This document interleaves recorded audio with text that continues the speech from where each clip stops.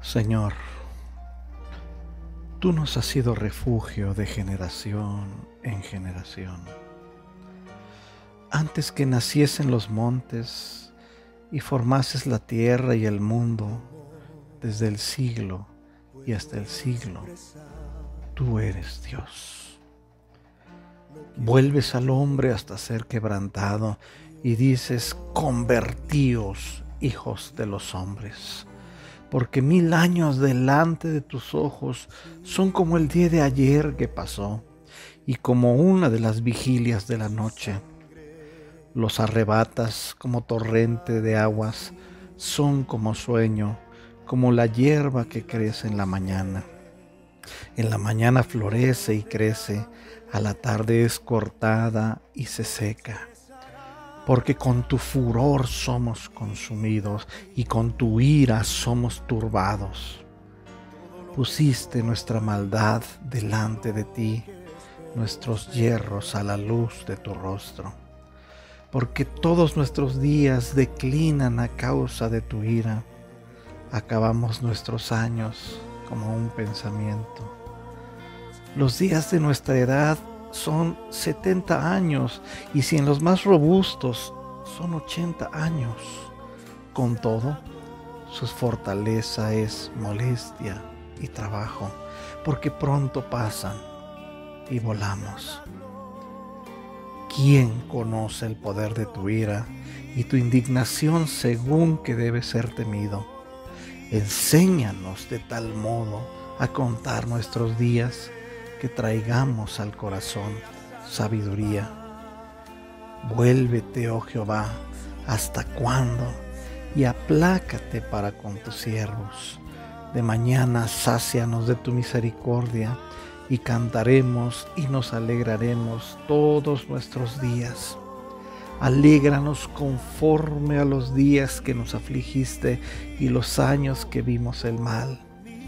Aparezca en tus siervos su gloria, y tu gloria sobre sus hijos. Sea la luz de Jehová nuestro Dios sobre nosotros, y la obra de nuestras manos confirma sobre nosotros. Sí, la obra de nuestras manos confirma. Vamos a tener un tiempo de oración, amados hermanos, pidiendo a nuestro Padre Celestial que nos ayude a caminar con sabiduría cada día de nuestra existencia, porque sabemos que el Señor nos ha dado algo muy valioso: el tiempo. Y de cada cosa que hagamos, de cada situación que vivamos o dejemos de vivir, algún día estaremos delante de su presencia para rendir cuentas de todo cuanto el Señor nos dio.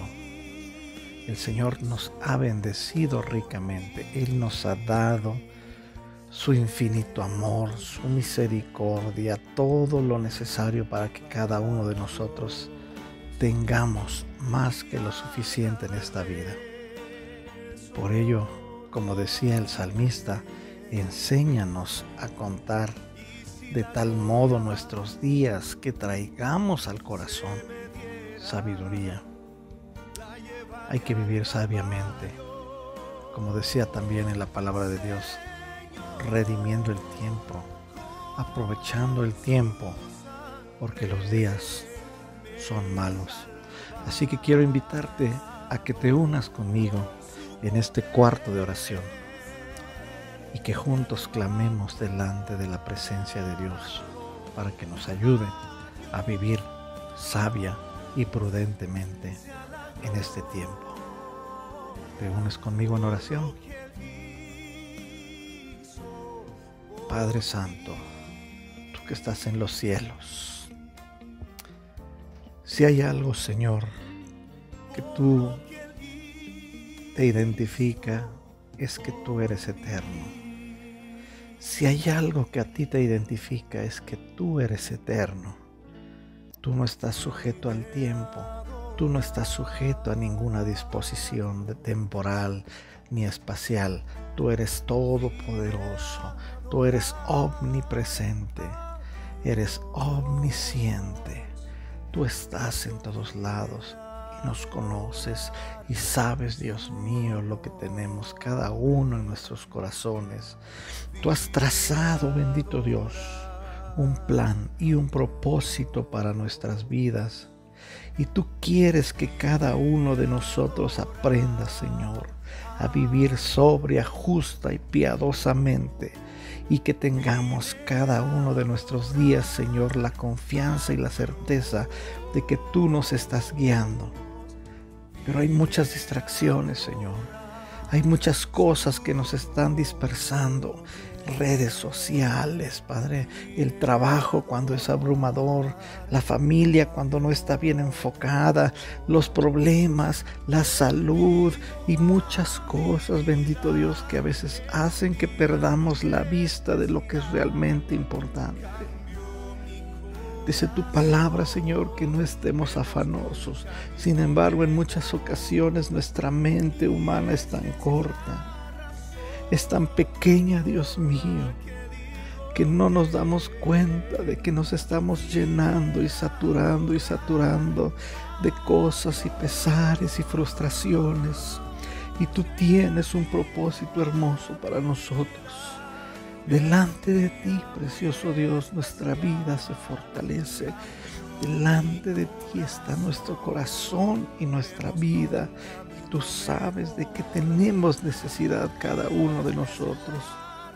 Enséñanos de tal modo, como dice tu palabra, a contar nuestros días de tal manera, Señor, que tengamos sabiduría, Padre Santo, que traigamos al corazón sabiduría. Bendice a cada uno de tus hijos que se está uniendo conmigo en esta oración.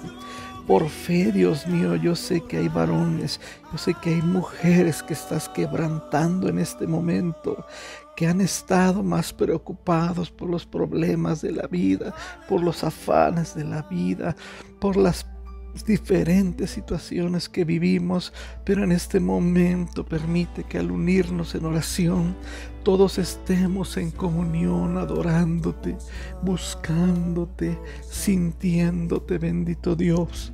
Espíritu Santo, en este momento te ruego que tú los toques. Toca a aquella mujer, a aquella hermana, toca a aquel varón, Padre Santo, que está quebrantando su corazón, que está diciéndote, Señor, yo soy esa persona que ha estado distraída, dispersa. En el nombre de Jesús, recibe delante de Dios esta bendita presencia. Espíritu Santo, empieza a moverte sobre esta congregación que está uniéndose en oración, que nos estamos uniendo y conjuntando en este cuarto de oración para honra y gloria de tu nombre. Bendice, Señor, bendice a cada uno de ellos, que cada uno de tus hijos también podamos, precioso Dios, adorarte. Ahora te pido que levantes tu voz, adórate. Aprovecha este momento, clama al Señor, dile, vine a adorarte, vine a exaltarte. Olvídate de las preocupaciones, olvídate de los problemas. Señor, presentamos delante de ti todas las necesidades, las traemos a tus pies, aquello que está agobiando a tus hijos. Oh, alaba a tu Señor. Exalta a tu Señor, cántale con tu corazón. Él es fiel para ti. Él es fiel y nunca te va a dejar. Tú puedes decirle, vine a adorar a Dios. Si Él te salvó, si Él te tomó entre sus brazos, ten la fe y ten la certeza que en ese momento que estás viviendo, Él va a estar contigo. Solo alábale, dile gloria a Dios. Dile, mi alma te alaba, Señor. Trae libertad para cada corazón. Trae libertad para cada vida en este momento. En el nombre de Jesús. En el nombre de Cristo Jesús, glorifícate, Padre. Derrama de tu presencia sobre cada uno de tus hijos y de tus hijas. Espíritu Santo, tómales, fortaléceles, sánales, bendito Dios. Tú eres Dios eterno, aleluya. Te exaltamos. Oh, poderoso eres tú, Señor. Tuya es la gloria y el poder por los siglos de los siglos. Gracias, precioso Dios. He aquí, Señor, ahora te pido. Enfoca nuestra mente, enfoca nuestra mirada.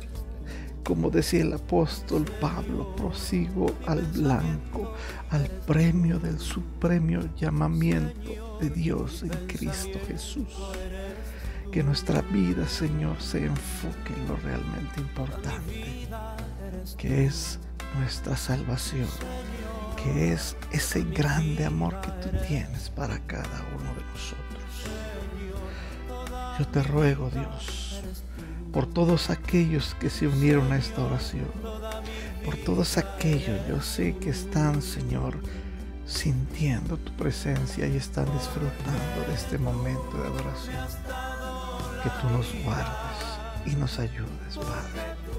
Nos preserves, Señor, y nos recuerdes a cada momento que tú estarás con nosotros todos los días de nuestra vida. Que tú quieres, Señor, que tu anhelo es ya que estemos contigo para que nos abraces allá delante de tu presencia por la eternidad. Gracias, precioso Dios. En el nombre de Jesús. Amén. Bendito Dios.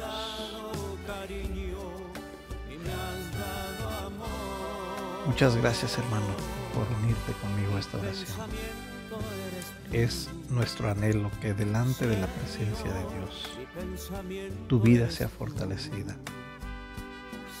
Cada paso que des, lo des dentro de la voluntad de Dios, sin olvidar que delante de Dios tenemos un propósito, un motivo para vivir. Recibe bendiciones.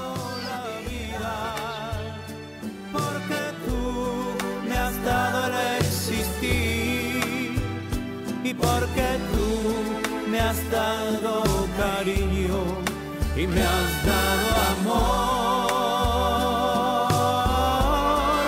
Ay, porque tú me has dado la vida y porque tú me has dado el existir y porque tú me has dado cariño.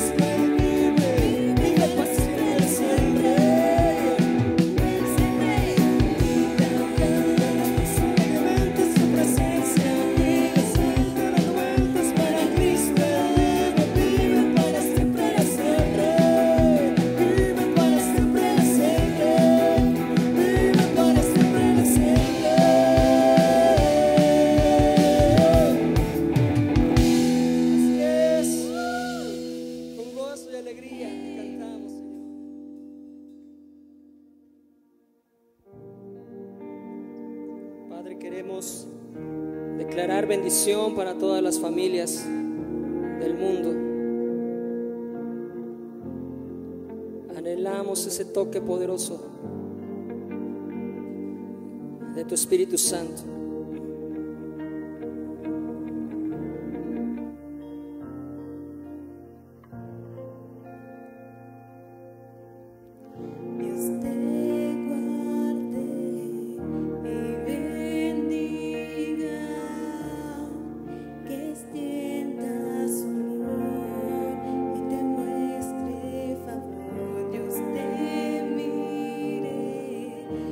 Con agrado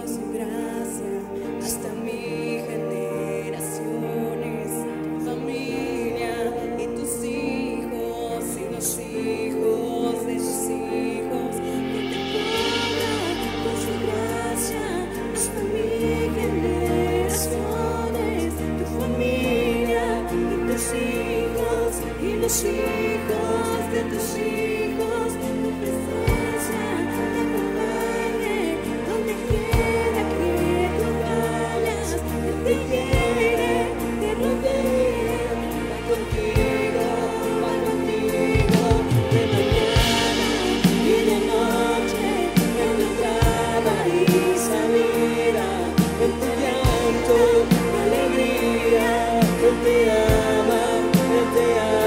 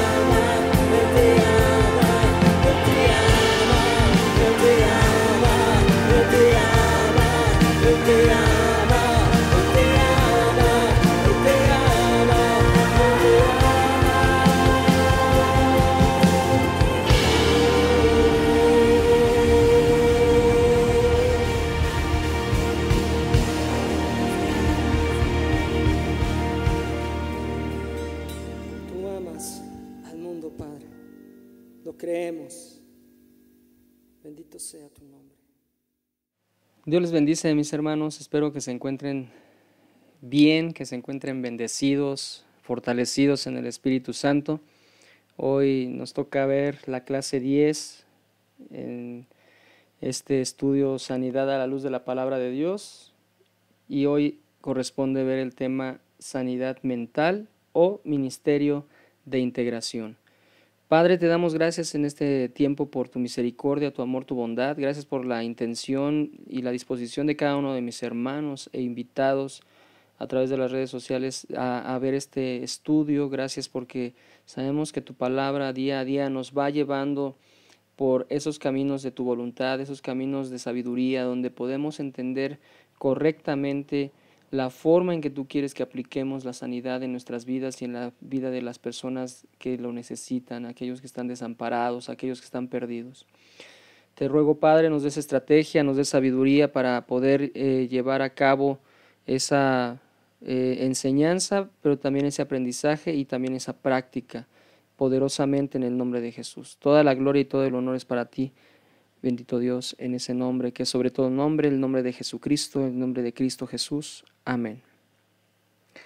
Bueno, hermanos, pues sean bienvenidos todos, todos aquellos invitados también que están viéndonos por primera vez o que quizás es la primera vez que pueden escuchar algún estudio o algún tema acerca de la palabra de Dios. Y a todos les damos la bienvenida y esperamos que sea de gran aprendizaje este tiempo. Bueno, pues vamos a empezar. Desde tiempos remotos, la enfermedad mental y las perturbaciones neurológicas y psíquicas han provocado fascinación y temor, molestia y frustración. Generalmente se han evaluado estos trastornos como prejuicios y de maneras muy negativas. Los desórdenes mentales, la epilepsia, la histeria y en general los estallidos emocionales no eran desconocidos en el mundo antiguo y las personas afectadas por estos males sufrían enormemente. De allí podemos ver que muchas personas eran maltratadas físicamente, eran de alguna forma incluso asesinadas, porque no había forma de entender y de controlar y de llevar a una restauración a estas personas. La enfermedad mental, en cualquier modo y aspecto que encierra un ministerio de sanidad integral, seguramente este es el que más ha sufrido el olvido y la negligencia de parte de la Iglesia. No solo en lo general los cristianos nos hemos hecho casi, nos hacemos como que no conocemos del tema, nos hacemos irresponsables y nos olvidamos que puede existir un ministerio de integración a esos sufrientes mentales. Además, hemos sido, sino que hemos, en el correr o en el pasar del tiempo, hemos sido los mayores contribuyentes a la exclusión social y a la condenación de los mismos. La mayor parte de los prejuicios y presuposiciones relacionadas con la enfermedad mental tienen su origen en la manera que los cristianos hemos pensado y actuado en relación con lo mismo. Así que nos podemos ver confrontados en esto, hermanos. Han sido temas, este es uno de los temas menos atendidos en la iglesia y que la verdad a la mayoría de nosotros nos da miedo, nos da temor enfrentarnos a este tipo de situaciones cuando vemos gente con alteraciones en su psique, ¿verdad? Así que tenemos que meditar en esto y ver qué es lo que Dios quiere hablarnos. La Biblia nos presenta un cuadro muy diferente al elaborado por los mitos y las suposiciones populares. Por un lado, indica que la locura puede ser el resultado de la desobediencia de los individuos a las leyes morales y espirituales de Dios. Le dejo ahí las citas para que usted las pueda leer con calma. Recuerde que este estudio es un poco extenso y no nos podemos detener mucho a leer todos los versículos. Deuteronomio 28, 28 al 34. Pero la locura puede también ser el resultado de la desobediencia de las naciones a voluntad revelada de Dios y su práctica a la idolatría, como lo vemos en Jeremías 25, 15, 16 y 50, 38.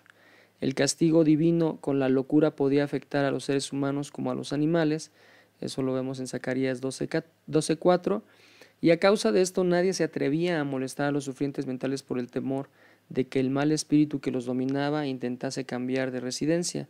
En este sentido, que los enfermos mentales eran respetados y temidos, David se aprovechó de esta circunstancia cuando al huir de Saúl e irse al reino de Gad, trató de disimular su identidad y evitar que lo molestaran haciéndose pasar por loco. 1 Samuel 21, 12 al 15. ¿Cuál es la comprensión de la enfermedad?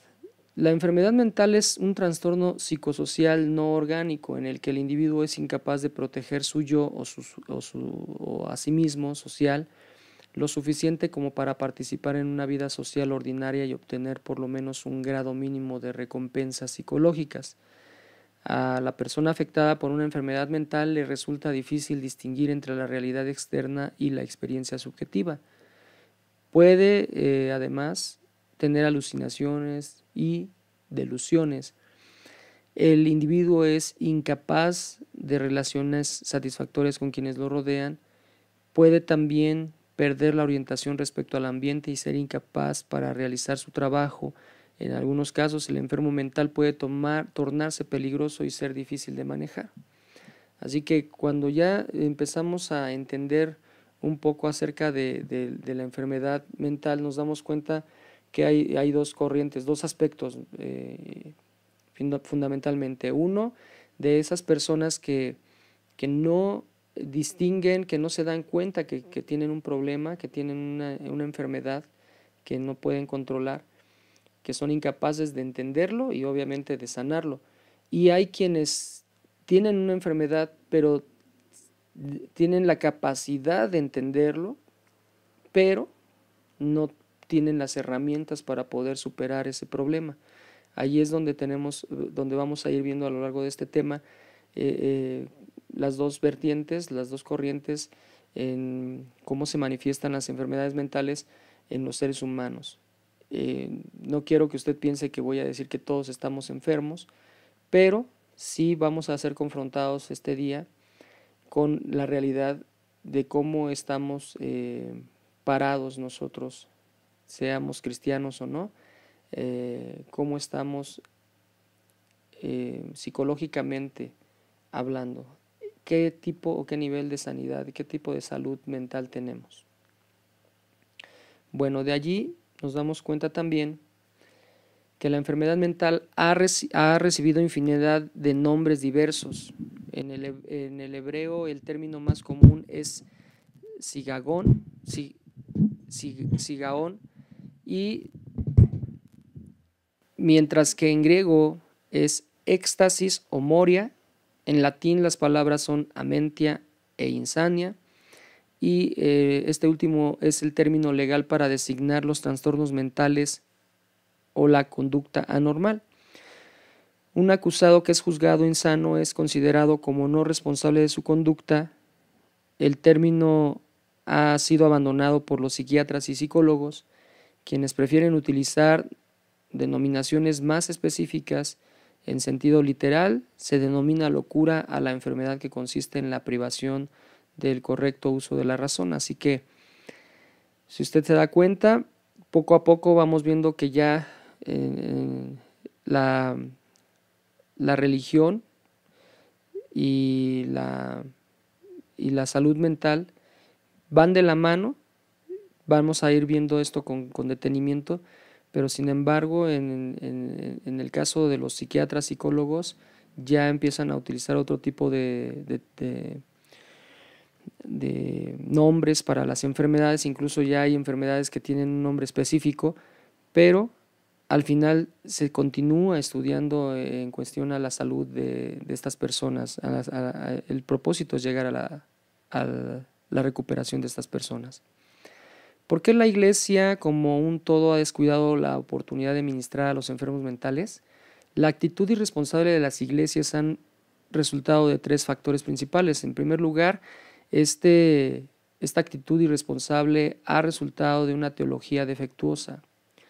Se le atribuye a Martín Lutero haber dado el veredicto categórico sobre los enfermos mentales como hijos del diablo que deben ser arrojados al río Rin. Muchos cristianos consideran la enfermedad mental como un castigo de Dios sobre los hijos por los pecados de los padres, como lo dice Éxodo 25 y 34:7. Pero hay que recordar lo que dice Deuteronomio 24:16. No se dará muerte a los padres por culpa de sus hijos, ni se dará muerte a los hijos por culpa de sus padres. Cada uno morirá por su propio pecado. Así que nada tendría que ver esto. También, en segundo lugar, vemos la actitud irresponsable de la Iglesia, que ha resultado de una ignorancia injustificada. Otro factor que explica la irresponsabilidad de la Iglesia hacia los sufrientes mentales es su ignorancia a lo que ha ocurrido realmente en la vida de ellos. Hay numerosos testimonios del potencial espiritual de los discapacitados mentales, tanto a nivel personal como institucional. Y en tercer lugar, vemos la actitud de una Iglesia que ha resultado en una desobediencia irresponsable. Este tercer factor es el de la ignorancia, la falta de fe, el temor, la inercia y la equivocada actitud defensiva que han asumido muchas iglesias frente a los sufrientes mentales. El temor por las personas que pueden parecer, vestir, hablar y comportarse de maneras extrañas o bizarras están muy profundamente arraigados en muchos creyentes. Así que vemos que estos tres errores pues nos han llevado principalmente por falta de conocimiento, por ignorancia, y nos vemos confrontados y necesitamos asumir nuestra responsabilidad como hijos de Dios. ¿Cómo ha impactado la enfermedad mental? La enfermedad mental afecta a la familia. La mayor parte de los problemas mentales pueden ser serios y dolorosos, pero muchas veces y en algunas formas más serias de perturbación mental pueden tornarse crónicas y resultar en brotes críticos que no solo afectan a la persona involucrada, sino al contexto familiar. Hay pocas enfermedades tan contagiosas como las enfermedades mentales, y se estima que 1 de cada 4 familias está afectada por algún tipo de enfermedad mental. Cuando esta es severa, la familia se ve devastada por el dolor, la angustia y la incertidumbre. Aquí vuelvo a insistir, ahorita estamos hablando específicamente de los trastornos mentales más visibles, pero la realidad es que hay muchas personas o muchas familias que tienen enfermos mentales que ni siquiera lo han notado, ni siquiera se dan cuenta. Y eso es algo importante de tomar a consideración, hermanos, porque posiblemente nosotros podemos creer que llevamos una vida normal y en realidad estar siendo afectados desde en nuestra mente. Y esto puede estar llevándonos a problemas que estamos manifestando incluso dentro de la iglesia. ¿Cómo evaluar la enfermedad mental? Bueno, la necesidad de una evaluación cristiana. La psiquiatría, la psicología y la fe no siempre se han llevado bien, a pesar de que es posible encontrar elementos en común. La Iglesia y la mayoría de las ciencias han estado en conflicto. No obstante, hay muchas cosas que están en paralelo entre la teología y las disciplinas que tratan con la salud mental. Hemos creado un abismo demasiado grande entre las ciencias de la conducta humana y la Iglesia. Hace falta construir un puente entre la fe y la salud mental que ayude a una comprensión más profunda del enfermo y permita un ministerio más efectivo en el desarrollo de la condición humana. Desafortunadamente nos hemos visto confrontados con diversas corrientes, diversas ideologías, aún dentro de la iglesia. Pastores o líderes enseñamos de maneras tan distintas y desde la perspectiva más humana posible, lo que a nuestro parecer es lo que se interpreta en la palabra de Dios, y dejamos de lado lo que realmente dice la Escritura en relación a los problemas que afectan al ser humano. En este tiempo estamos viendo la sanidad integral del ser humano y hemos estado viendo cómo necesitamos sanidad en el alma, sanidad en el espíritu, sanidad en el cuerpo.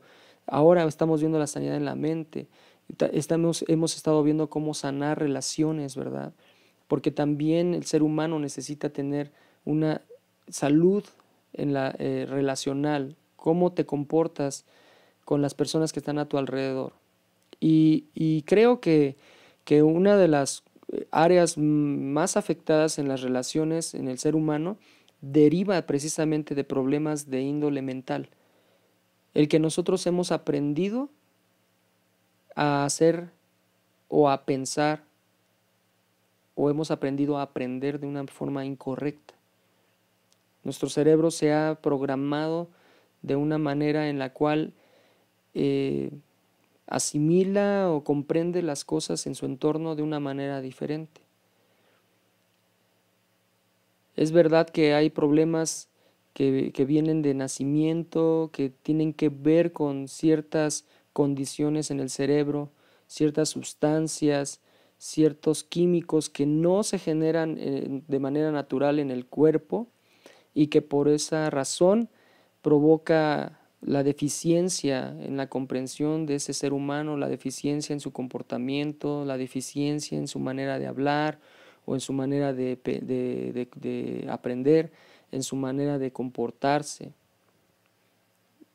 Pero también es muy real y es confrontante también entender que muchos de nosotros hemos ido desarrollando de manera paulatina, de manera que ni siquiera nos hemos dado cuenta,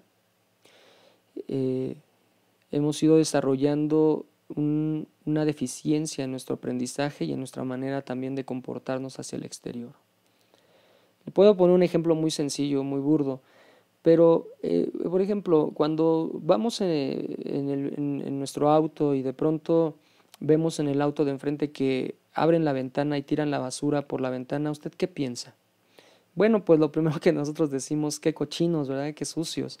Sin embargo, nosotros nunca nos detenemos a pensar que esto puede ser una afectación mental en la persona, que aprendió mal, que quizás vio en el ejemplo de sus padres que era normal tirar la basura por la ventanilla de un auto. Esa es una afectación mental. Ese es un problema mental. Se da cuenta cómo si nos ponemos a analizar de una manera muy sencilla y simple, nos damos cuenta que todos estamos desarrollando problemas mentales que no propiamente tienen que ver con una deficiencia en nuestro organismo, que no propiamente tienen que ver con algo que no tiene control. Nosotros aprendimos mal. Nuestro cerebro procesó que era normal ver la calle como un basurero. Eso es lo que nosotros aprendimos. Pero la realidad es que lo que teníamos que haber aprendido es que tenemos que llevar una bolsa para la basura en nuestro vehículo para depositar la basura allí y posteriormente tirarla en el cesto de basura en nuestro hogar o en algún centro comercial. ¿Por qué le doy este ejemplo? Porque si bien es cierto que hay enfermedades mentales que necesitan de atención médica, clínica, que requieren ciertos medicamentos para controlar el déficit en el cerebro de ciertas sustancias, también es cierto que hay enfermedades que tienen que ver más con la educación, con aprender a enseñarle a la gente, con aprender a educar a la gente nuevamente. Y este tipo de cosas son las que nos interesa mucho tratar en nuestra congregación, en nuestra iglesia. Porque hay muchas personas que están sufriendo con adicciones, que están sufriendo con resentimiento, con falta de perdón, con falta de integración en sus ministerios, pero no lo entienden. Las personas no se dan cuenta, escuchan la palabra los confronta día a día, les hace ver que la falta de perdón trae consecuencias, que el odio, que el resentimiento, que el rechazo, que muchas cosas traen problemas a la persona, pero la persona no se da cuenta, la persona sigue tirando la basura por la ventanilla porque no ha entendido y no ha aprendido a comprender que está teniendo un problema, no solo emocional, no solo espiritual, sino un problema en la mente. Las posibilidades de evaluar de manera cristiana son varias. Hay perspectivas médicas, clínicas, psicológicas, sociales e incluso una visión económica del problema. La mayor parte de estos métodos se han enfocado sobre el carácter patológico de la discapacidad y han dado en lugar a un proceso de etiquetamiento que muchas veces no ayuda y que generalmente es destructivo o muy limitado. La mayoría de las veces se ha ignorado las relaciones interpersonales, la familia, el contexto espiritual de la persona enferma. La psiquiatría y la psicoterapia de hoy está tomando cada vez más en cuenta el aspecto espiritual en la vida del enfermo. Lamentablemente no siempre es así en la iglesia. El gran desafío para la iglesia hoy es elaborar una teología y una teología pastoral bíblica que responda más efectivamente a las necesidades de un mundo cada vez más neurótico y psicótico y donde las personas ven hechas pedazos su salud mental. Por eso le comento que para nosotros es muy importante hacerle ver a usted, hermano, y espero que tengamos la madurez para entender, nadie lo está acusando a usted de ser un enfermo mental, pero sí hay trastornos en nuestra mente, y hablo en todos, en la cual hemos desarrollado ciertas patologías que no son normales y que muchas de ellas precisamente derivan en caer en pecados que incluso no somos conscientes que estamos cometiendo. Nosotros estamos acostumbrados a ver el pecado como algo visual, ¿verdad? Como algo, no sé, por ejemplo, si mato a una persona, estoy pecando, pero si la mato con mi pensamiento, no estoy pecando. Así nos hemos acostumbrado. Por eso el Señor Jesús nos confrontó de una manera tan directa y nos hizo ver que no puedes decir que amas a Dios si no eres capaz de amar a la persona que tienes enfrente, que puedes decir que no estás adulterando, pero Él decía, con el simple hecho de que con la mente desees a una persona, ya estás adulterando en tu corazón. ¿Qué es lo que Jesús estaba mostrándole al ser humano? Que estaba trastornado mentalmente, que su cerebro estaba teniendo problemas y que estaba procesando de una manera incorrecta las situaciones que estaba viviendo día a día. Por eso también el Señor manifestaba en sus enseñanzas tan simples pero tan efectivas, nos manifestaba que el problema estaba en nuestra mente. No propiamente era un problema espiritual, sino que era un problema que nacía en la forma en que habían aprendido a hacer las cosas. Por ejemplo, los fariseos, los escribas, eran muy buenos para ir e investigar personas que estaban adulterando y estaban acostumbrados a agarrar las piedras y matar a las personas, apedrearlos. Sin embargo, también el Señor les dijo, a ver, escribió en la tierra, no sabemos qué escribió, pero Él confrontó la mente de los fariseos, de los escribas, de los sacerdotes, y les dijo, ustedes en su mente están haciendo esto, tienen un problema grave y ustedes quieren apedrear a esta mujer. Por eso todos se fueron yendo uno a uno. Y esa es la parte que a mí me motiva para poder hoy expresarle, hermano, que más que ver esto como un estudio de mucha letra, de mucho conocimiento, de mucha palabra, es más bien es un estudio que nos está llevando a una comprensión tan simple y tan sencilla a la luz de la palabra de Dios, a la luz de la enseñanza de nuestro Señor Jesús, tan simple y tan sencilla, que nos permita poder vernos no solo confrontados, sino también motivados a vivir un cambio que nace en lo interior, en lo personal, en donde no volteamos a ver al hermano de al lado, a donde no volteamos a ver al vecino, a donde no volteamos a ver al líder o al pastor o a las personas que están más marcados sus problemas. Y de esa manera poder nosotros empezar a trabajar en nuestro interior, en nuestra forma personal, de manera personal. Ahora, el concepto de salud mental, ¿qué entendemos por salud mental? La respuesta a esta pregunta no es tan fácil como parece. Se han dado infinidad de definiciones de salud mental y casi puede decirse que hay tantas definiciones como autores existen sobre el tema. En general puede decirse que la salud mental es el funcionamiento pleno y armonioso de toda la personalidad, conforme al designio de Dios para todo ser humano.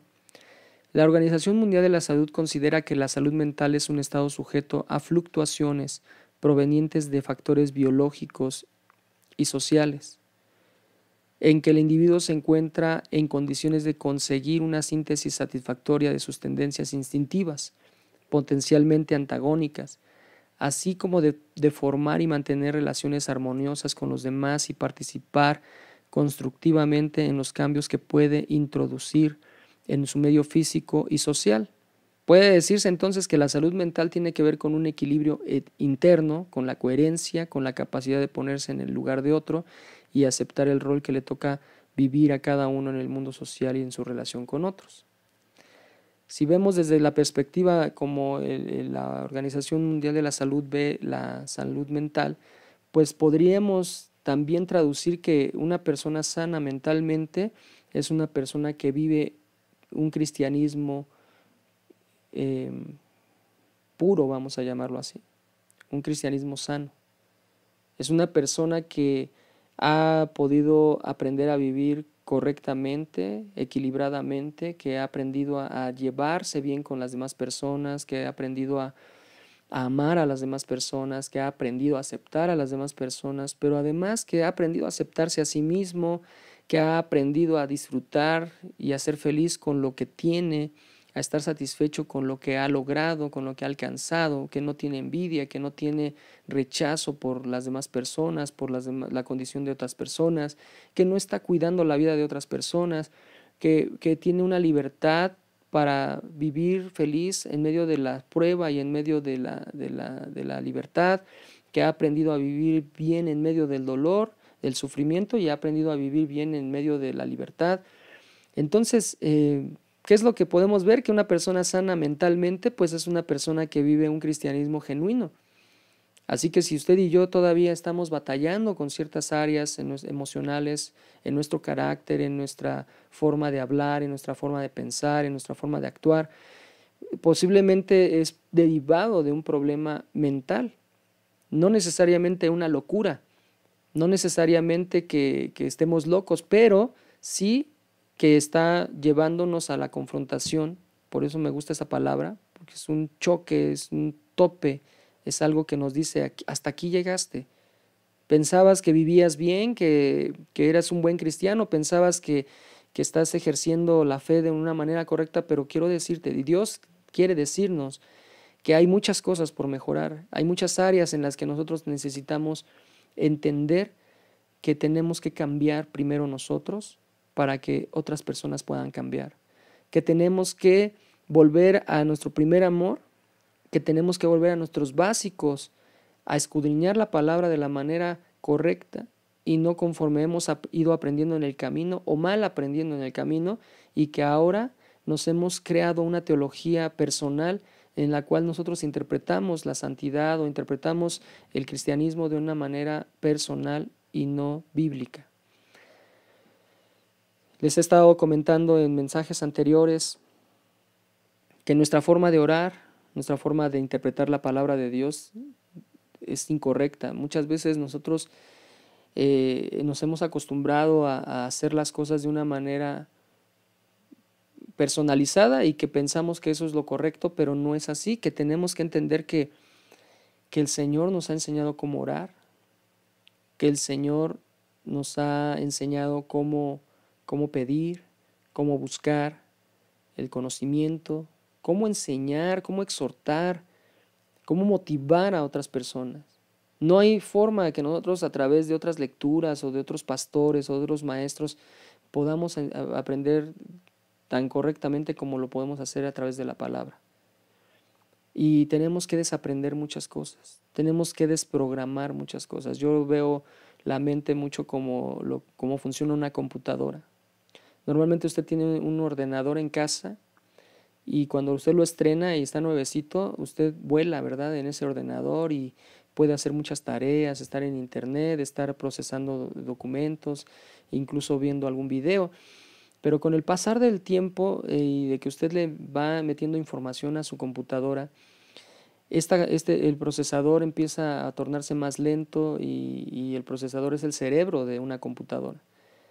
¿Por qué? Porque empieza a haber tanta información dentro de esa computadora que la memoria RAM, que es la que se encarga de organizar las tareas, pues se va saturando, se va ocupando con tareas que no son necesarias y se vuelve lenta, se tarda mucho en encender, o cuando usted está haciendo una tarea y cierra una ventana se tarda en cerrar o se tarda en abrir otra.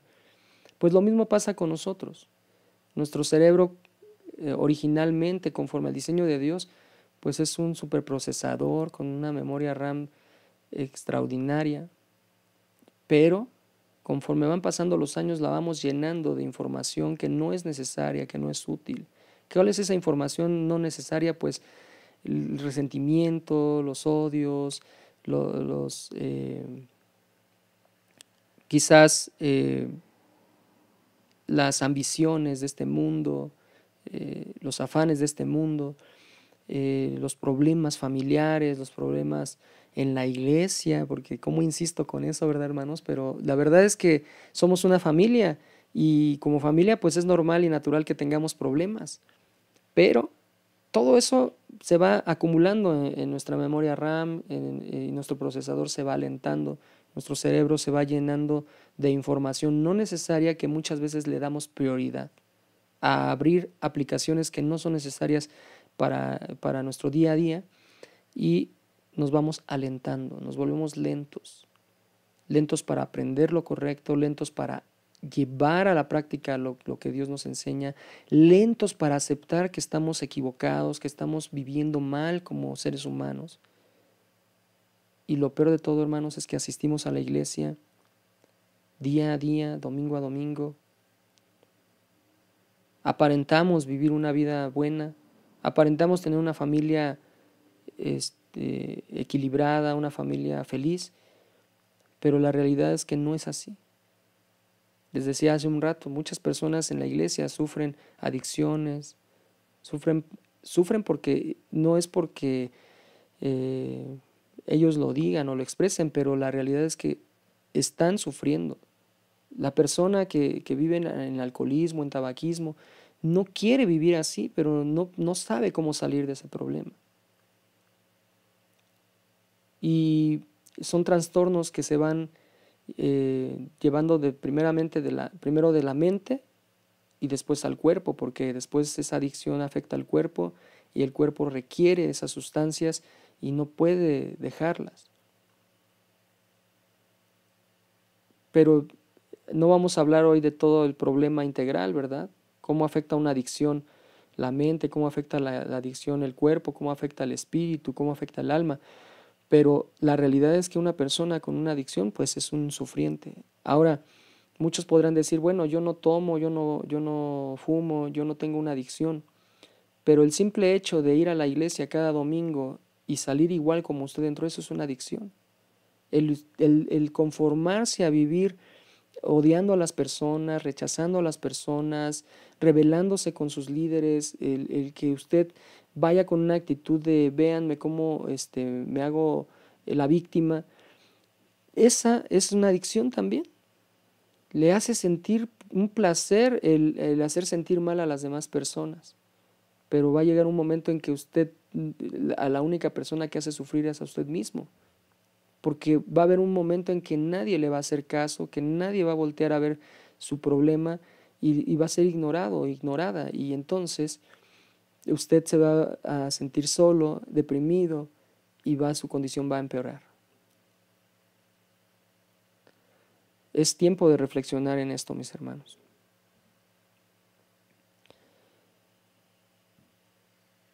La sanidad de la enfermedad mental. ¿Qué entendemos por sanidad mental? La sanidad mental tiene que ver con la sanidad de la mente y sus efectos complejos sobre la percepción humana de la realidad y el comportamiento. Como indicamos, todavía no entendemos muy bien la enfermedad mental, al menos en ciertos aspectos, y continuamos colocando asociaciones negativas sobre aquellos que están enfermos de esta manera. Los mitos o creencias populares respecto a las enfermedades mentales son la causa de nuestra indiferencia hacia aquellos que la padecen y crean una crisis todavía mayor para la familia de la persona afligida. Aquí pues sí nos referimos más a personas que tienen enfermedades ya mucho más, vamos a llamarlo graves, que no se pueden controlar desde una simple oración o tratar de orientarles con la palabra de Dios. ¿Por qué? Porque, repetimos, la enfermedad mental en muchos casos lleva a no tener comprensión del entorno. Esa persona vive fuera de la realidad, vive en un entorno muy diferente al que todas las personas comunes vivimos. Entonces es incapaz de poder comprender que se le quiere ayudar. Incluso estas personas pueden llegar a pensar que se les quiere hacer daño. Por eso es que es importante, hermanos, comenzar para poder contrarrestar esta deficiencia en la iglesia, esta falta de sensibilidad hacia las personas con enfermedades mentales. Es importante ver a la iglesia desde un punto de vista ministerial, un ministerio cristiano de integración. Y este ministerio cristiano de integración tiene que comenzar trabajando primeramente en su entorno familiar, en su entorno congregacional. Si usted y yo somos capaces de poder llevar a la práctica un ministerio de integración en la iglesia, vamos a ser capaces de poder empezar a trabajar hacia áreas desconocidas, como lo vamos a leer a continuación. Al pensar que podemos hacer como creyentes para sanar la enfermedad mental, hay cuatro cuestiones que debemos tomar en cuenta. Una advertencia: no demonicemos la enfermedad mental. Sé que la palabra de Dios nos enseña y el Señor Jesús echó fuera muchos demonios que atormentaban a las personas y que efectivamente les llevaban a un grado de locura esos demonios. Sin embargo, no todas las enfermedades mentales son demonios. Tenemos que estar muy claros en ello.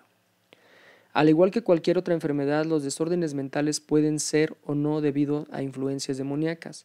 No es lo mismo un caso de histeria que una persona demonizada, aun cuando las manifestaciones pueden ser similares.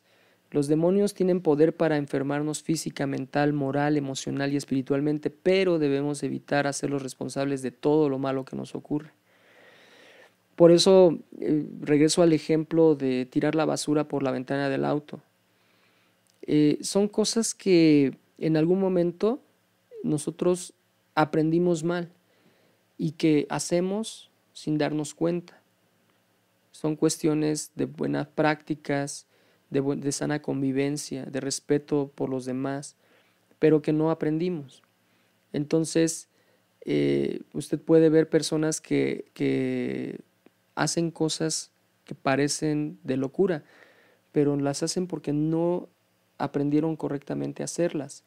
Sin embargo, también sabemos que hay enfermedades mentales que pueden ser desarrolladas por problemas propiamente ya naturales, deficiencias, como lo dije hace un rato, en nuestro cerebro, y que obviamente eso pues trae esa manifestación de esas enfermedades. Pero no nos acostumbremos a ver a un enfermo mental como que está endemoniado, porque entonces, hermanos, pues todos los que estamos en la iglesia estaríamos endemoniados, porque todos tenemos trastornos mentales, todos tenemos problemas mentales, y ya se los expliqué hace un rato. No quiero que usted diga, el pastor dijo que estamos locos, ¿no? Ya, mejor vámonos de esa iglesia.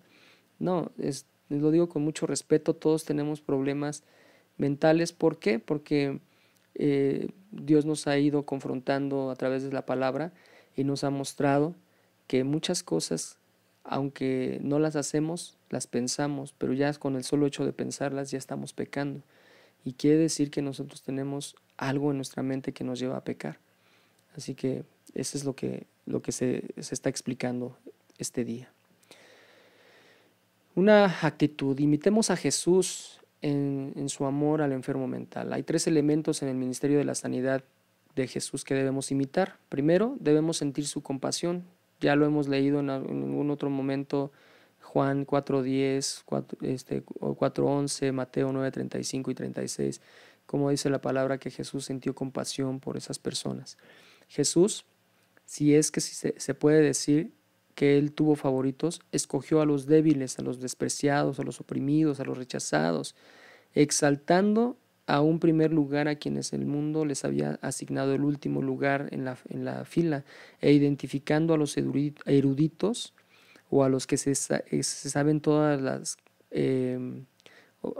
a los que sabían todo, a los sabios, como necios e insensatos. Si vamos a tomar esto con seriedad, los enfermos mentales pueden ser para nosotros los cristianos una puerta abierta al centro del corazón y la mente de Dios en su amor compasivo. Así que si lo vemos desde la perspectiva que el Señor Jesús lo vio, Él fue a los enfermos, Él fue a los endemoniados, Él fue a los abandonados, a los afligidos, a todas esas personas que eran rechazadas, que eran maldecidas, que eran vistos como basura humana en ese tiempo. Y ese debe de ser nuestra actitud también en este tiempo para todas las personas enfermas.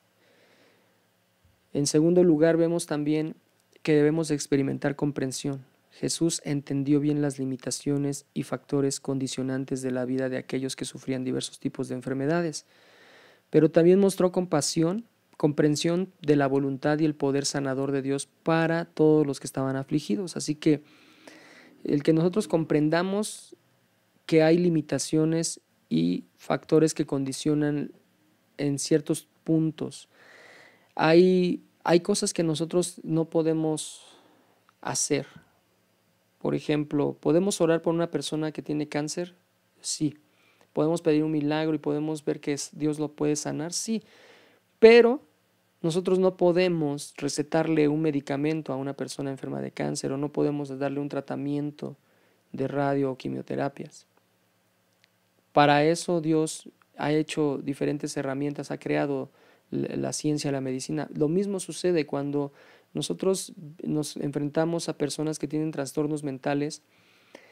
Hay cosas que nosotros vamos a poder hacer desde el poder de la oración, desde el poder del Espíritu Santo, y hay cosas que vamos a tener que dejar en manos de los que se dedican a estudiar la mente, a quienes pueden dar atención médica también. En tercer lugar, vemos también que tenemos que ministrar consolación. Dios es el autor de toda consolación, Él es el Dios de la consolación, 2 Corintios 1:3. No solo porque nos libera del mal o porque ordena nuestras circunstancias exteriores, sino también y principalmente porque causa su influencia interior sobre la mente misma, redimiendo sus traumas y llenándola con gozo, paz en la fe. Como sus embajadores sobre la tierra, los cristianos debemos ser consoladores de los afligidos, utilizando la consolación que a su vez hemos recibido también del Señor. Cristo es la fuente de la consolación abundante que gozamos y que tenemos para compartir con todos aquellos que están afligidos. Así que vemos en estos 3 puntos cómo es que nosotros tenemos que actuar hacia los necesitados. Así que lo que menos debemos de hacer es rechazarlos. Nosotros y la salud mental, cada líder cristiano debe ser consciente de que hay algunas maneras poco saludables de pensar y de ser, que generalmente se encuentran en la iglesia y en nuestro ministerio y que pueden llevar a las personas cuesta abajo en una eventual crisis espiritual y emocional. Aquí es donde yo quiero detenerme un poquito a leerles algunos conceptos que se me hacen importantes de analizar. Yo quiero que usted ponga mucha atención. Lo voy a leer detenidamente y lo voy a ir explicando. En primer lugar, vemos que hay una crisis de negación. Lo primero a lo que usted y yo nos enfrentamos este día es la negación. Algunas personas y familias tienen una operación dinámica y poderosa en el sentido de que siempre se sienten obligadas a decir que todo está bien, que las cosas van de viento en popa.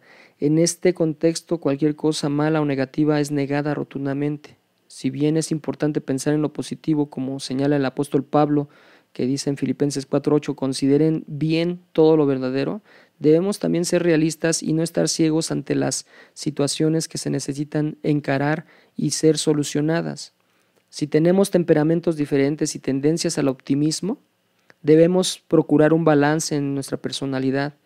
Todos nosotros usamos la negación como un mecanismo de defensa y la negación puede ser una parte importante en la salud mental. Sin embargo, algunos llevan la negación a un extremo. La negación se transforma así en una manera de evitar las dificultades y la realidad de la vida. Qué tremendo esto, hermanos, porque siempre estamos acostumbrados en la iglesia a decir, Dios le bendice, ¿cómo está? Bendecido, ¿no? Es lo clásico que nosotros decimos. Pero la realidad es que deberíamos también aprender a decir cómo nos sentimos. A mí me gustaría en lo personal que un día usted llegara a la iglesia y verle su cara larga, pero que usted pudiera tener esa tranquilidad de decir, vengo enojado, porque pasó esto. Adelante, hermano, bienvenido. Pase con todo y su enojo. Ahorita el Señor va a quitarlo en el nombre de Jesús. Pero estamos tan acostumbrados a llegar, venimos en el auto discutiendo, casi agarrándonos a golpes, y apenas nos estacionamos ya nos están ahí quitando los conos para estacionarnos, y ya la esposa y el esposo hasta saben cómo hacerle para poner luego su cara de estamos contentos, nos bajamos del auto sonrientes, hola hermano, Dios le bendice. Pero la realidad es que debemos dejar a un lado eso. Debemos de dejar de negar que tenemos un problema, que tenemos problemas, que somos seres humanos naturales y comunes, que como cristianos no somos Superman, no somos Supermanes, no somos superhéroes, que somos hombres naturales, carnales, que también sentimos, que nos enojamos, que pasamos por problemas.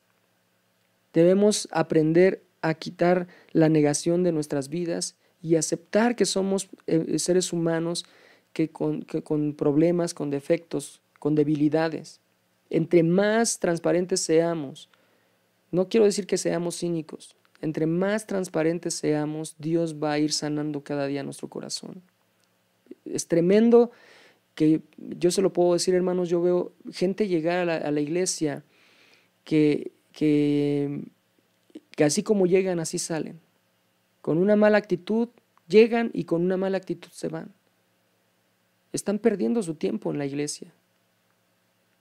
He visto gente que se les dice, hermano, usted tiene una mala actitud, y ellos dicen, no, hermano, yo estoy contento, yo estoy feliz.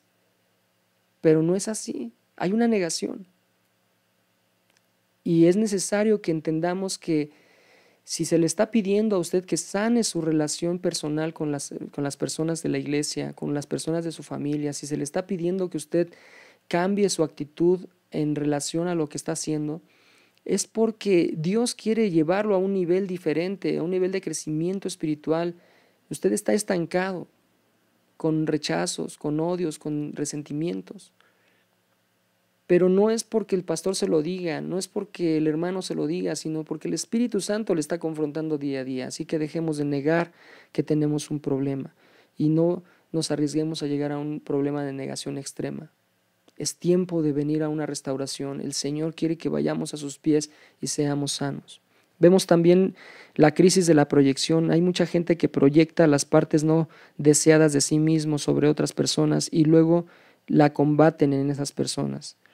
Todos nosotros tenemos partes de otros que nos resulta difíciles de reconocer o admitir. Este lado sombrío de nuestras vidas, Jesús se confrontó con esa actitud cuando le dijo especialmente a los fariseos: hipócrita, saca primero la viga de tu propio ojo y verás con claridad para sacar la astilla del ojo de tu hermano. Mateo 7:5. Estamos tan acostumbrados a vivir en la proyección, a ver los errores de los demás, pero no aceptar los errores que nosotros tenemos. Creemos vivir en un cristianismo puro, perfecto, pero no es así. Todos tenemos problemas que nos están llevando a una limitación de crecimiento, y lo peor de todo es que nos estamos poniendo en peligro a otras personas, como en este caso a nuestros familiares, a nuestros hijos. Nosotros les estamos enseñando mal a nuestros hijos y nuestros hijos van un día a tirar la basura por la ventanilla del auto y nosotros vamos a regañarlos y vamos a decir: ¿por qué haces eso? Y van a decir: bueno, pues porque toda la vida te he visto tirarla a ti también por la ventana. Entonces necesitamos entender que nosotros no vinimos a la iglesia, no somos llamados a la iglesia a ser jueces, a ser quienes calificamos el comportamiento de otros. Venimos a aprender juntos, venimos a aprender a amar a las personas, venimos a aprender a perdonar a las personas, venimos a aprender a trabajar en equipo. Y el hecho de que nosotros vivamos acusando a los demás, ocultando nuestras debilidades, eso también es un grave error y es un trastorno en la mente también. Otro de los problemas es el legalismo. El gran destructor de la felicidad de muchas personas en la fe ha sido el legalismo. El legalismo es una religión de logros humanos a través de los cuales intentamos sentirnos que estamos en control y hacemos las cosas de manera correcta. El legalismo ofrece un pseudosentimiento de que todo está en control y que nos da la sensación de estar bien, de que hacemos lo correcto al experimentar la justicia delante de los demás. Sin embargo, la satisfacción producida por el legalismo no dura mucho tiempo, porque siempre hay una demanda de mayor logro, de mayor objetivos y desafíos a vencer. Para el legalista, el mundo gira en torno al cumplimiento de ciertos deberes y de la obediencia de la ley. Así que la ley frecuentemente, el legalismo frecuentemente nos lleva a criticar a otros para hacer que nosotros parezcamos mejores, de modo que podamos sentirnos bien en cuanto a nosotros mismos. Este también es un problema muy grave, porque definitivamente muchas personas han estado tratando de justificar sus defectos, sus problemas, por medio de legalismo, y vemos que son comportamientos que nacen desde nuestros pensamientos. Nos autoengañamos, y esto debe de ser algo que nos debe de llevar a meditar, a arrepentirnos, a pedir perdón a Dios. No podemos volver a cometer el mismo error de voltear a ver al otro lado y decir: pues sí, pero el hermano está peor que yo. O sí, pero pues usted qué me dice, pastor, si usted también es así. No es el propósito de este estudio que nosotros sigamos cometiendo el mismo error. El propósito es que podamos, al vernos confrontados, ir a los pies de Cristo y pedirle dirección en oración y decirle: Padre, de todo lo que yo escucho en el estudio, en el mensaje, revélame cuáles son las cosas en donde yo estoy equivocado, donde yo estoy cometiendo esas faltas. Confróntame, Señor, de manera directa, que no sea alguien diciéndomelo y yo estar poniendo una barrera de rechazo y de no aceptación. Vemos también la ansiedad. Muchos eventos en la vida de las personas producen crisis de inestabilidad y de inseguridad. La ansiedad es un desorden emocional de nuestro tiempo. La ansiedad es una de las respuestas más frecuentes en nuestra vida y puede causarnos temor y aprensión. Apenas ayer vino otro terremoto, ¿verdad? Y tenemos la tendencia a seguir los protocolos de seguridad, pero muchas personas se estresan más por el hecho de pensar que el juicio de Dios viene. O sea, lo primero que viene a nuestra mente es decir: híjole, el Señor está cerca, el Señor viene pronto y yo no estoy preparado. Sigo guardando rencor, sigo haciendo esto, diciendo esto. Y nos vemos confrontados con nuestra realidad. Ninguno de nosotros está listo para decir: Padre, si en este momento se cae mi casa y yo muero aplastado, no importa, porque sé que voy al cielo. La mayoría de nosotros tenemos miedo a cómo vamos a morir o en qué momento vamos a morir, porque no nos sentimos listos. Estamos viviendo en medio de la ansiedad, en medio de la incertidumbre de lo que viene.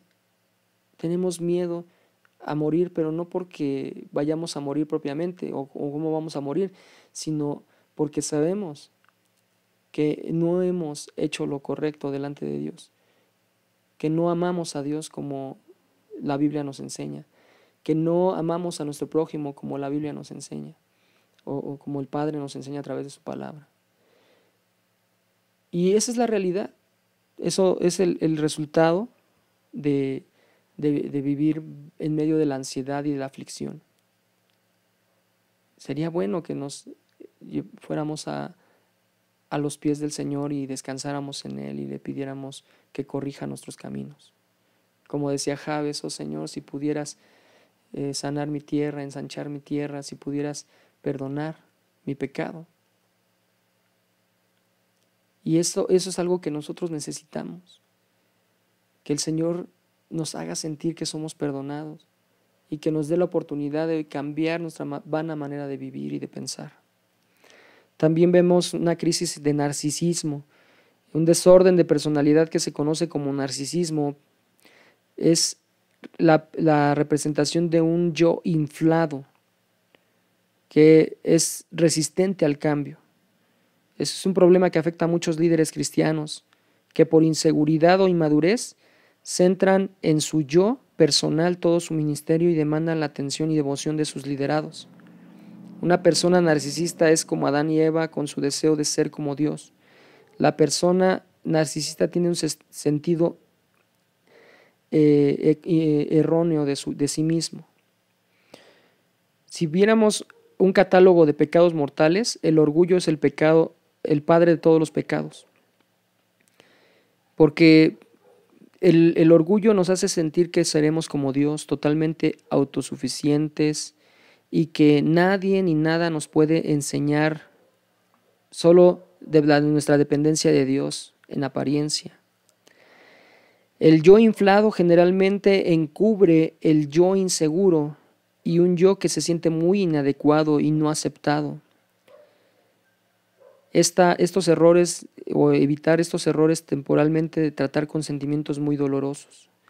Así que también muchos de nosotros hemos puesto una barrera en nuestro ministerio de vernos como muy fuertes, como muy seguros, pero la realidad es que somos los más inseguros y los más débiles en la fe. Tenemos que tener cuidado con ello. Y quiero terminar con la crisis de la condenación. Algunas personas muy perturbadas por lo que sienten principalmente culpa. Muchas personas están viviendo condenándose por acciones pasadas, otras que sufren por una conciencia supersensible que emocionalmente los golpea por vivir una imperfección. Las iglesias han utilizado la culpa como un medio de motivación y control durante siglos. Los sentimientos de culpa son muy destructivos, una barrera para crecimiento espiritual. La culpa puede echar a perder las relaciones, sentimientos, autoestima y sobre todo la salud mental. Hay muchas iglesias donde usted llega y el pastor se la pasa diciéndole 45 minutos que es un pecador y un despreciado y lo peor. Y mucha gente le gusta ir a esos lugares. Mucha gente se siente feliz de llegar y que lo latiguen y que le digan que es lo peor de la escoria humana. Pero el Señor Jesús vino a esta tierra para decir que Él iba a dar su vida por nosotros, para pagar nuestros pecados. Y para que todo aquel que viviera a través de Jesucristo, por Él, fluyeran ríos de agua viva, donde no tuvieran sed jamás, sed de justicia, sed de perdón. Y qué terrible y qué tremendo que creamos las mentiras cuando somos enseñados o mal enseñados, cuando se nos dice que somos mediocres, cuando se nos dice que somos conformistas, cuando se nos dice que somos desobedientes, porque no diezmamos, porque no ofrendamos, porque no ayudamos en la iglesia, que somos los peores pecadores, que si no tenemos un ministerio somos inservibles, que si nos enojamos o dejamos nuestro ministerio un tiempo ya somos lo peor del mundo. Qué terrible que vivamos bajo esas enseñanzas. Para nosotros en Centro de Fe, Esperanza y Amor en Chalco, lo más importante es el crecimiento espiritual individual en cada persona. Sabemos que si cada persona logra tener un crecimiento espiritual palpable, medible, creíble,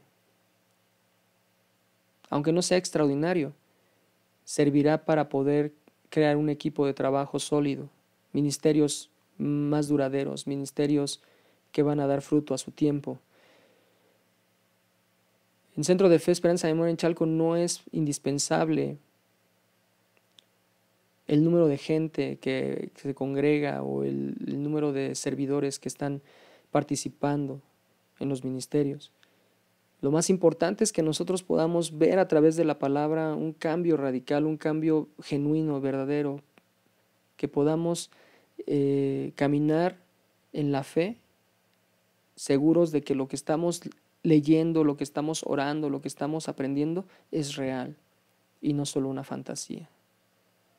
El propósito es que haya mentes sanas en nuestra iglesia, que la gente que llegó con su mente distorsionada pueda ser transformado por medio del Espíritu Santo y llevado a un plano de crecimiento genuino, un crecimiento espiritual, pero un crecimiento espiritual que viene de Dios, no un crecimiento espiritual humano, un crecimiento espiritual satánico, sino un crecimiento espiritual santo. Yo le invito, hermano, que reflexionemos en esto y que día a día pidamos por nuestra salud mental. Porque si nosotros empezamos a sanar mentalmente, vamos a poder ayudar también en oración a quienes están atormentados por enfermedades más fuertes.